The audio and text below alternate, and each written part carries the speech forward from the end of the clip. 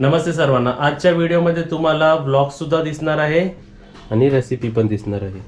तर आपल्या चॅनलचे इकडे 4 इम्पॉर्टंट महिलांमधून 3 इकडे बसलेले आहेत. दिलूला पण इम्पॉर्टंट आहे त्याचं ना. तर इकडे तुम्हाला स्क्रीनमध्ये काय काय दिसतं आहे, वजन काटा, साडी आणि साडीवर ठेवलेलं मंगलसूत्र. आता म्हणजे ब्लॉगमध्ये आपण काय काय दाखवणार आहे पहिलं सांग. रेसिपी दाखवणार आहे. मम्मीने एक नवीन रेसिपी विचार केली आहे. ती रेसिपी आज काजल बनवणार आहे. साडी नेसून साडी नेसायची. हा बरोबर, म्हणजे ब्लॉग साडी नेसणार आहे आणि त्यानंतर साडी नेसून तुम्हाला हे मंगलसूत्राची आम्ही डिझाईन पण दाखवू. बरोबर, तुम्हाला बघायची होती ना. हो. आणि आपण तुझं वेट अगोदर केलं होतं तेव्हा 66.66 होतं ना. वजन कर बघूया आता किती आहे तुझं. आपण लाईव्ह बघूया वजन किती आहे. हा आमचं वजन काटायला 1.5 वर्ष झालेली आहे. बरोबर, चढ मी बरोबर होईल तर चालू.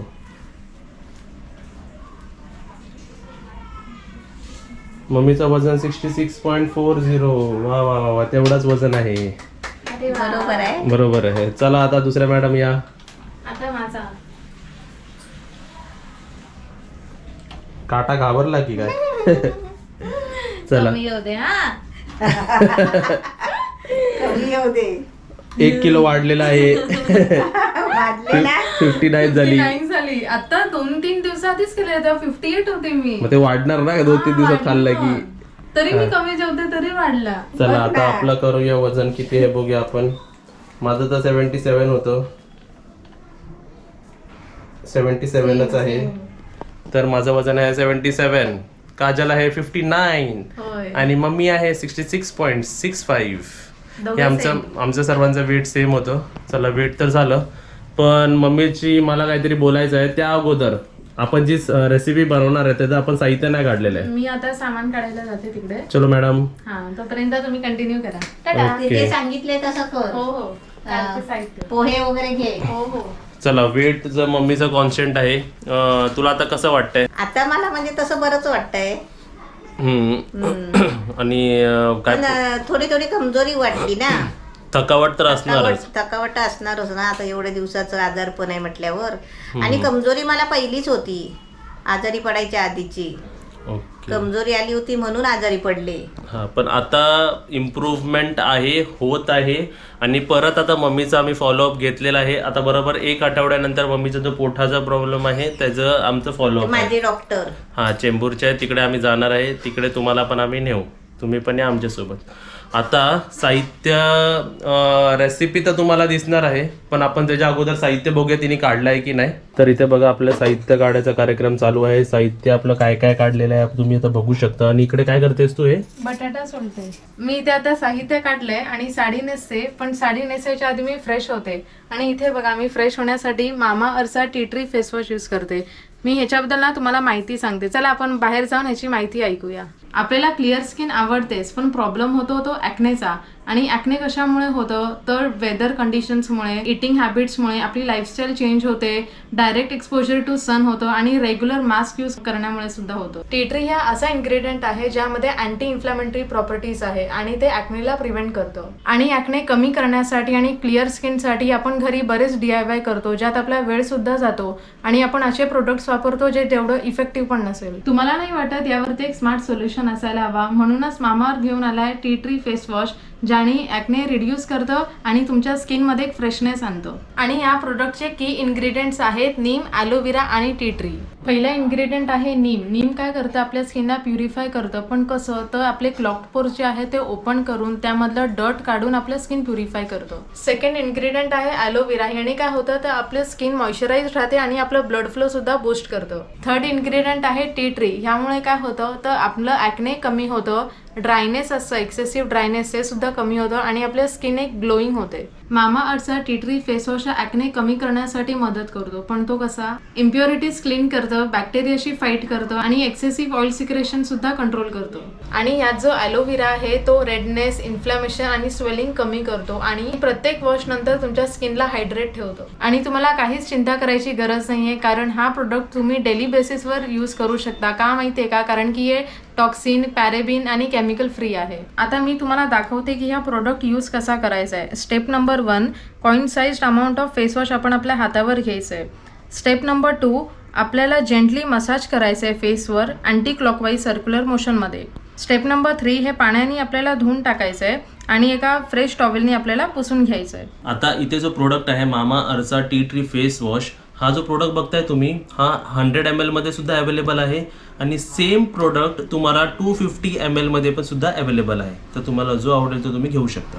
आपल्याला मामाअर्थचे प्रोडक्ट तर आवडतात, पण मला त्यांची कंपनी पण आवडते, कारण त्यांचा एक इनिशिएटिव्ह आहे की जेव्हा पण तुम्ही त्यांचे प्रोडक्ट ऑर्डर करता ना त्यांच्या वेबसाईटवर आणि ॲपवर, तेव्हा ते प्रोडक्ट लिंक करतात त्यांच्या वेबसाईटवरती आणि त्या वेबसाईटचा इनिशिएटिव्ह आहे की 2025 साली ते 1 मिलियन ट्री प्लांट करणार आहेत. आणि मामा अर्थचा ऑफिशियल ॲप सुद्धा आहे, अँड्रॉइडमध्ये पण आहे आणि iOS मध्ये पण आहे. आणि जर तुम्ही त्यांच्या ॲप्लिकेशनमधून आणि वेबसाईटवरून जर ऑर्डर केला तर तुम्हाला एक स्पेशल डिस्काउंट पण मिळेल. आणि इथे तुम्हाला आम्ही एक स्पेशल डिस्काउंट कोपन कोड पण देतो. हे कुपन कोड काय काजल ते SK2022. मी परत रिपीट करतो, आपला कुपन कोड आहे SK2022. जर तुम्ही हा कुपन कोड त्यांच्या ॲपमध्ये किंवा वेबसाईटमध्ये जर अप्लाय केला तर तुम्हाला इथे 20% डिस्काउंट मिळेल. आणि मामाअर्थचे हे प्रोडक्ट्स Amazon, फ्लिपकार्ट आणि नायकामध्ये सुद्धा अवेलेबल आहे. या प्रोडक्टची सर्व माहिती मी खाली डिस्क्रिप्शन बॉक्समध्ये देतो, लिंक सुद्धा दिलेली आहे. लिंकवर क्लिक करा आणि हे प्रोडक्ट्स नक्कीच मागवा, खूप चांगले आहेत. नमस्ते. नमस्ते. आज मी रेसिपी बनवते आहे. म्हणजे रोज रोज माणूस कसं कंटाळा करतो ना कांदा पोहे खाऊन खाऊन, पोहे काय सारखे. म्हणजे पोह्याचाच मी आता नाश्ता बनवते.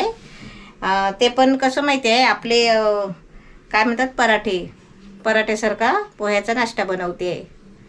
काजलनी सर्व तयारी केलेली आहे, आता मी फक्त जरा बनवायला उभी राहिली आहे. पण आज साडी नेसून खूप दिवसांनी साडी नेसली आहे. 2 महिने तरी झाले असतील ना. हा, आता इथे पोहे बघा, मी हे 3 कप पोहे घेतले, मिक्सरला लावून चांगली बारीक पावडर केलेली आहे. आणि हे वरून लावण्यासाठी गव्हाचं पीठ घेतलं आहे.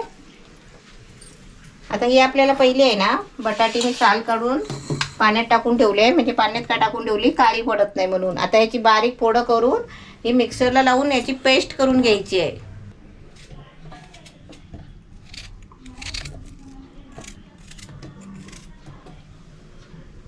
आता सर्व फोडी करून घेतलीस ना. हा, हे बघा अशी फोडी करून घेतली. आता मिक्सरला पेस्ट करायची. हा, पाणी नाही टाकायचं बिलकुल पण.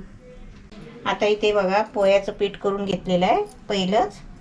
आणि त्याच्यामध्ये आता काय काय साहित्य टाकते बघा. अर्धा चमचा जिरा, अर्धा चमचा मिरची पावडर, आणि याच्यामध्ये 2 मिरची, 4 लसूणच्या पाकळ्या आणि थोडंसं आलं हे बारीक करून घेतलेलं आहे. पाव चमचा हळद, ओवा पाव चमचा, चवीपुरतं मीठ, कोथिंबीर. आणि हे आपलं 3 बटाटे घेतले होते ना, 3 बटाट्याची पेस्ट साल काढून बारीक करून पेस्ट करून घ्यायची. आपण कसं थोडं थोडं टाकायचं, कारण का त्याच्यामध्येच मळायचं आहे. लागलं तर आपल्याला पाणी वापरायचं. आता आपल्याला आहे ना 3 बटाटे घेतली ना तू, मग तू अजून आहे ना 1 बटाटा नाही तर अजून छोटे छोटे 2 बटाटे घ्यायला पाहिजे होती, म्हणजे पाणी टाकायला लागत नाही. आणि आपण समजा बटाट्याचा अंदाज नाही कळला ना तर थोडं पाणी टाकायचं आणि गोळा करून घ्यायचा पिठाचा. असा गोळा करून घ्यायचा. आता याला कसं माहिती आहे, 2 वाट्या आपण पोहे घेतले ना, 2 वाट्या पोह्याची पावडर करून घेतली ना, तर आपण 3 नाही तर 4 बटाटे घ्यायची, त्याची पेस्ट करायची, म्हणजे पाणी कमी लागतो. कारण मी पहिल्यांदाच बनवते ना, म्हणून मला अंदाज नाही आला. आता बाकी बरोबर आहे सगळं. आता ही 10 मिनटं झाकून ठेवते आणि तुम्हाला नंतर बनवून दाखवते. तर काय करता इकडे? मंगळसूत्राची डिझाईन दाखवायची आहे ना काजलच्या.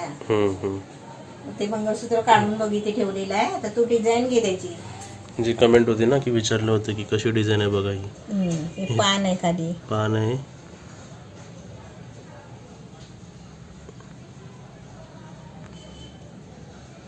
अशी डिझाईन आहे ना. एक डिझाईन दाखवली की काय सर्व सेमच ना. ओके, तर बघितले तुम्ही आमच्या काजलची मंगळसूत्राची डिझाईन. पाण्याची डिझाईन आली आहे का बरोबर? आली. आपण कसं डिझाईन वगैरे आपण अशी बघून नाही घेतलेली, ते छान दिसलं ते घेतलं. असं असंच लावलेलं होतं ना, हम्म. ते आम्ही घेतलं. आता आपली 10 मिनिटं झाली आहे. बघूया आपलं पीठ तयार झालंय, चांगलं तयार झालंय. आता आपण कसं माहितीये, एकदम पातळ नाही, आपण पराठे कसे जाड करतो ना, तसे पराठा टाईपच हे नाश्ता आपला. आपण जेव्हा मळतो ना तेव्हा जरा थोडा पातळच मळायचा, चपातीच्या पिठासारखा. म्हणजे तो कसा मुरतो ना पाणी त्याच्यात, पोह्याचं पीठ आहे ना ते.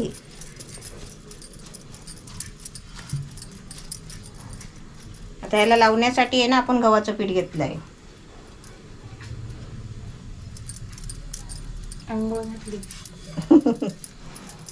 गव्हाच्या पिठाने हे नाश्ता बनवणार होती काजल, हम्म.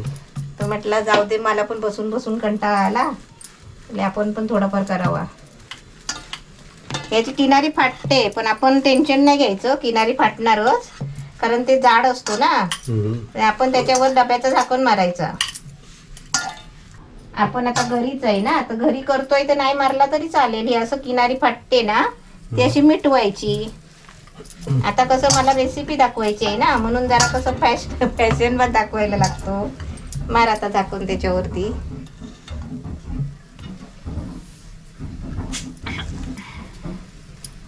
हे असं बाजूचं काढायचं. असं सोन्याने दोन्ही सेम कॉन्सेप्ट साड्यांचे नेसलेले आहेत है ना. हा, मी खाली घातली आणि तिने वरती वरून आणली, ती पण ती तशीच आणली. झाकण आलं. हम्म.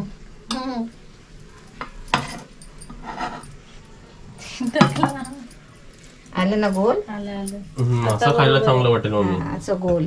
नाही, सर्वांनीच मारा, घरी बनवत असेल तरी झाकण मारा. झाकण मारा, झाकण मारा मित्र मंडळ. चांगलं असेल. प्रेझेंटेशन चांगला असला पाहिजे. तेल लागेल ना. नाही, आधी तव्याला तेल नाही लावायचा, मग नंतर अर्धा भाजल्यावर लावायचा. ओके. आणि तवा पूर्ण तापू द्यायचा, नंतरच टाकायचा त्याच्यावरती. तू टाक टाक. फिरव आता. कसं झालं वाईट वाईट. Crunchy crunchy. तेल लावायचंय त्याला. त्याच्यावरती तेल टाकायचं ना आपण. आता तेल लावून लावून ते भाजून घ्यायचं चांगला. आपण चपाती पण अशीच बनवतो ना, तर आपण इकडे चांगल्या प्रकारे भाजला पाहिजे ना, कारण सर्वच कच्चं असतं ते ना. हा, चांगला भाजून काढायचं तेल लावून. त्याच्यावरती पण तेल टाकायला लागेल ना दोन्ही साईडला. मी नाही करत आहे. काय आता काजल एक वेगळी ट्राय देते, कर बघू. नको नको का पडला तर. नको, तू हँड दाखव, मी तू हँड दाखव. बाथरूम टाकशील, हातावर टाकशील. शिकली. आधी केलेलं होतं.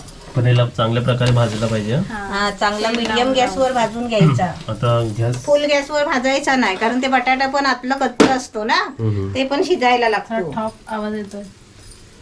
आणि फुलतोय तू जरा बघा जरा. सुगंध आला तुला. हो, आला आला, फुलतोय बघा तू जरा.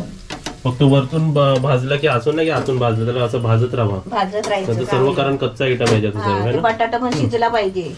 हम्म. चला खायला. चला जाऊया. म्हणून अर्धे भाजले, अर्धे भाजायचे. खायची घाई झाली आहे, कसे लागतात ते. ते काय नंतर पण आपण असं बनवून फ्रीज मध्ये ठेवायचं का ते बनवून असं. हा, फ्रीज मध्ये बनवून ठेवायचं, आणि आपण आपल्याला पाहिजे तेव्हा उद्या पण करू शकतो आपण सकाळी. आम्हाला एवढे भाज झाले, हा, है ना. चला टेस्ट करूया. तर इकडे आपली रेसिपी एकदम रेडी आहे. रेसिपी आपण दह्यासोबत किंवा सॉससोबत, चटणीसोबत, होममेड चटणी किंवा असंही खाऊ शकता. आता रेसिपी बघा. आणि एकदम मऊ ही नंतर बनवलेली, पहिली बनवलेली आहे ना. हा. तर बघा, जर अशी रेसिपी ही जर मी तोडली अशी बघा, है ना. चला तुम्ही पण टेस्ट करा. ही मी मला टेस्ट करायला घेतली, तर तुम्ही पण करा टेस्ट. सॉस आणि चटणी जर असेल ना तर एकदम छान. ऑब्व्हियसली त्यात बटाटा आहे आणि पोहे त्याला कुरकुरीत करून टाकते. तर म्हणजे बोलतात ना, पराठा एवढा कुरकुरीत नाही लागणार, पण हे छान वाटतं असं खायला. खूप छान आहे. जर रोज पोहे खाऊन कंटाळा आला असेल ना, तर पोह्याचं काय बनवायचं, तर पोह्याचं असं बनवायचं काहीतरी. सगळ्यांना आवडेल. आणि आवडेल आवडेल. असं दिसायला एकदम तुम्हाला नॉर्मल पराठ्यासारखं वाटत असेल, पण बटाट्याची स्टफिंग आहे ना त्याला. पण खायला एकदम मस्त टेस्टी. छान आहे. हा, आणि सॉस चटणी बोरो किंवा काहीतरी अशी मस्त गोड चटणी तिखट चटणी असं मिक्स करून खाल्ले तर अजूनच छान वाटेल ना. जिरा ओवा स्वाद येतोय ना त्याच्यामध्ये. रेसिपी एकदम छान आहे. खूप दिवसांनी तुम्ही रेसिपी पण झाली. नक्की ट्राय करा.